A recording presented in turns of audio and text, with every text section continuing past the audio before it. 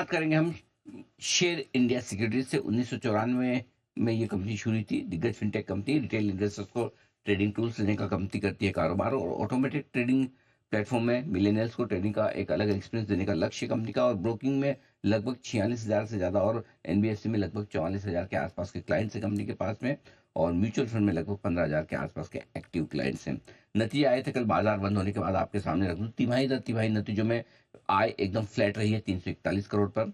कामकाजी मुनाफा quarter on quarter 15% बढ़कर आता दिखा है। मार्जिन्स में अच्छा इंप्रूवमेंट हुआ है, 40% के आसपास के मार्जिन्स बढ़कर 46% के पार निकलते हुए दिखे हैं, और मुनाफे में 4% की हल्की बढ़त 92-93 करोड़ के आसपास। आइए मुलाकात करते हैं सचिन गुप्ता साहब से, जो कंपनी के सीईओ हैं। 20 साल से ज्यादा का लंबा गहरा अनुभव रखते हैं इस फील्ड का, और दिल्ली यूनिवर्सिटी से आपने कॉमर्स में बैचलर्स की डिग्री हासिल की है। सचिन जी, गुड मॉर्निंग, बहुत बहुत स्वागत है आपका, धन्यवाद हमें समय देने के लिए।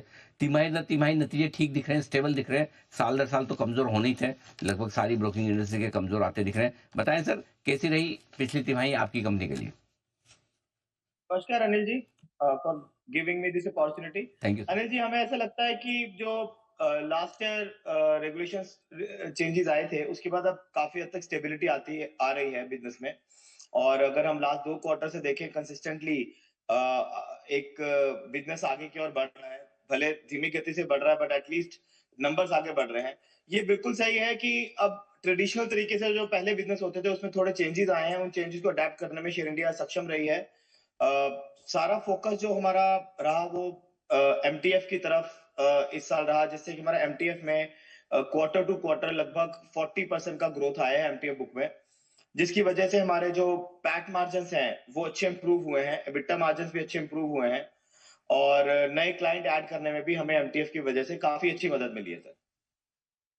तो तिमाही दर तिमाही थोड़े इंप्रूवमेंट के सिग्नल दिख रहे हैं, लेकिन ये बताएं सर कि जिस तरह से वॉल्यूम्स थोड़े ऑप्शंस ट्रेडिंग में कम हुए हैं, क्वार्टरली मंथली माफ कीजिएगा, वीकली एक्सपायरी खत्म होने के बाद सिर्फ एक निफ्टी वगैरह की इनकी बची है, क्या इसका असर जो पड़ना था पड़ चुका है, और अब क्या इंडस्ट्री सेटल हो चुकी है? कैसे देख रहे हैं वॉल्यूम पर असर इसका? सर, मुझे लगता है यहाँ से वॉल्यूम्स की तरफ से और नीचे जाने का स्कोप नहीं लगता है। वॉल्यूम्स यहाँ से बेटर ही होंगे। जो जो भी इम्पैक्ट आना था वो इम्पैक्ट इंडस्ट्री कंज्यूम कर चुकी है, और उसकी अडेप्टेबिलिटी के बाद अब इंडस्ट्री आगे बढ़ गई है और नई चीजों में ग्रोथ हो रही है। मैं आपको एग्जांपल देता हूँ। अगर हम इक्विटी को देख छोड़ के थोड़ा कमोडिटी साइड पे देखें, कमोडिटी साइड पे क्वार्टर ऑन क्वार्टर हमारे 20% वॉल्यूम बढ़े हैं, तो वहां पे एक अच्छी ग्रोथ आ रही है। ओवरऑल अगर हम देखते हैं सर, कि हमें ऐसा लगता है कि इंडस्ट्री अडेप्ट कर गई और यहाँ से वॉल्यूम्स नीचे जाने का स्कोप बहुत कम है। वॉल्यूम यहाँ से ऊपर ही जाएंगे। ये एक अच्छा संकेत है कि वॉल्यूम्स यहाँ से बेहतर होने की उम्मीद है। लेकिन आपके नतीजों के साथ ही एक दो और अनाउंसमेंट आपने जो किए, मैं उन पर आपसे एक बार राय लेना चाहता हूँ। आपने कुछ एफसीसीबी के जरिए भी फंड रेज करने का प्लान बना है। जरा बताएं सर, क्या इरादा है, कितना फंड आप रेज करना चाहते हैं और क्यों? कल सर हमने बोर्ड से अप्रूवल लिया है एफसीसीबी रेज करने का अप टू 500 करोड़। सर, हमारा जैसे मैंने बताया कि फोकस आगे भी एमटीएफ और रिटेल क्लाइंट पे ही ज्यादा रहेगा, और उसके लिए बहुत जरूरी है कि आपकी फंड कॉस्ट जो वो आपकी सस्ती सस्ती रहनी चाहिए। तो फॉरेन फंड से अगर आप आते हैं तो नेचुरली आपको इंडियन इंस्टीट्यूशन से वो सस्ते रहते हैं, तो आपको अपना एमटीएफ बिजनेस बढ़ाने के लिए वहां पे उसकी काफी मदद मिलती है। तो एफसीसी भी हमारा जो हम टारगेट कर रहे हैं वो एमटीएफ बिजनेस को बढ़ाने के लिए ही कर रहे हैं। ये जो भी 500 करोड़ रुपए आप रेज करेंगे, ज्यादातर ये एमटीएफ बुक में ही जाएगा, right sir? Sir, MTF book के लिए जाएगा सर। ओके, साथ ही कुछ आपने। लोन कुछ जी। जी। कुछ करंट लोन रीपेमेंट भी करेंगे, जहां पे हमें लगता है कि हाई कॉस्ट ऑफ बोरोइंग है, उसको नीचे करने के लिए हमें हमारा निम बेटर करना है, मार्जिन्स बेटर करने हैं, तो उस पैसे का कुछ इस्तेमाल करंट लोन वापस करने में जाएगा, कुछ हमारा एमटीएफ में जाएगा सर। ओके, साथ ही आपने कुछ डेट मार्केट और बॉन्ड मार्केट के लिए भी कारोबार करने के लिहाज से कंपनी बनाई है। जरा बताएं सर, वहां पर इस बिजनेस में क्या इरादा है आपका? सर, शेयर इंडिया का कांस्टेंट ओपिनियन रहा है कि हम लोग को अपना रिस्क को डाइवर्सिफाई करना है, ओनली इक्विटी पोर्टफोलियो में नहीं रहना है। Over the period of time हम लोग एल्गो ट्रेडिंग से लेके रिटेल की तरफ गए, एमटीएफ की तरफ गए, और नाउ हम बॉन्ड मार्केट की बात कर रहे हैं। बॉन्ड मार्केट मुझे लगता है आने वाले 10 साल में इंडिया में बहुत बड़ा हो जाएगा। एक सिनेरियो है जहां पे अभी कंट्री में फॉलिंग रेट ऑफ इंटरेस्ट है और एसएमई ग्रोथ है। कंट्री ओवरऑल अच्छी ग्रोथ ट्रेजेक्टरी में है और इंटरेस्ट रेट फॉलिंग है। ये बड़ा एक रेयर सिनेरियो है। इस सिनेरियो में बॉन्ड प्लेयर्स के लिए, बॉन्ड मार्केट के लिए एक बड़ा अच्छा स्कोप रहता है और इन्वेस्टर्स के लिए स्कोप रहता है कि अच्छी कंपनियों में उनको निवेश करने का मौका मिलता है, जिसमें रिटर्न उनको अच्छा मिलता है। तो ग्रे हिल एक एग्जिस्टिंग ग्रुप था, उसके साथ हमने टाई अप किया है, जिसमें अब 60% स्टेक शेयर इंडिया लेगी। शेयर इंडिया अपनी सब्सिडरी बना रही है, जिसमें ग्रे हिल की जो एग्जिस्टिंग टीम है वो लोग इसमें आएंगे और 40% स्टेक वो लोग लेंगे। और हम अगले 2-3 साल में पूरी बॉन्ड मार्केट में गवर्नमेंट बॉन्ड्स को ट्रेड करेंगे, एनसीडीज को लेके आएंगे। तो पूरा एक फुल फ्लेज बॉन्ड मार्केट का एक डेस्क हम लोग इस नई कंपनी के माध्यम से बनाने के लिए हमने कल अप्रूवल लिया है। ओके।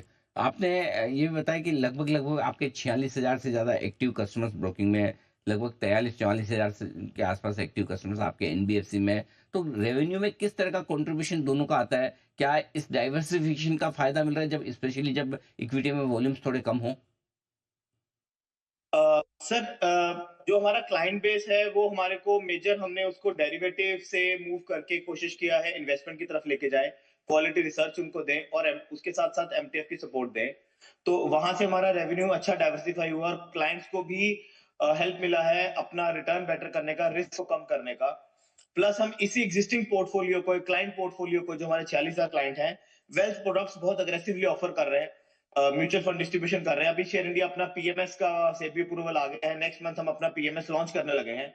एआईएफ के लिए भी हमें बोर्ड अप्रूवल मिल गया है, शेयर इंडिया एआईएफ के लिए भी सेबी के पास जाएगा अप्रूवल के लिए। तो हम इस क्लाइंट जो बेस है हमारा, इसको धीरे धीरे बढ़ा भी रहे हैं और इसको नए नए प्रोडक्ट्स भी ऑफर कर रहे हैं, ताकि हम डेरिवेटिव से थोड़ा हटके वेल्थ प्रोडक्ट्स और एमटीएफ को यूज करके क्लाइंट्स को भी बेनिफिट हो और शेयर इंडिया के लिए नए रेवेन्यू स्ट्रीम खुले। जहां तक लोन बुक की बात है एनबीएफसी की, ये काफी हद तक non stock market related SME lending, secured और अनसिक्योर्ड बुक है और ये भी अब ग्रेजुअली धीरे धीरे ग्रो कर रही है और हम लोग को अभी बहुत बड़े नंबर्स नहीं है अनिल जी, ओवरऑल कंपनी के हिसाब से देखते हैं, बट आने वाले 2-3 साल में नंबर धीरे धीरे बड़े हो जाएंगे।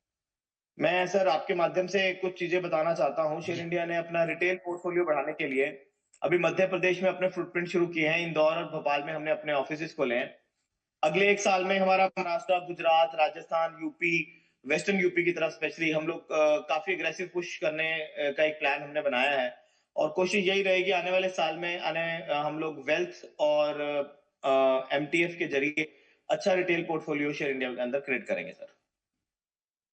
और जो आपके एक्सपेंशन प्लान्स हैं, हम उम्मीद करते हैं कि मजबूती से आगे बढ़े। सचिन जी, बहुत-बहुत धन्यवाद, आपने समय दिया और विस्तार से कंपनी के नतीजे और आगे के गाइडेंस के बारे में आपने बातचीत की। Thank you so much sir, बहुत-बहुत शुक्रिया आपका।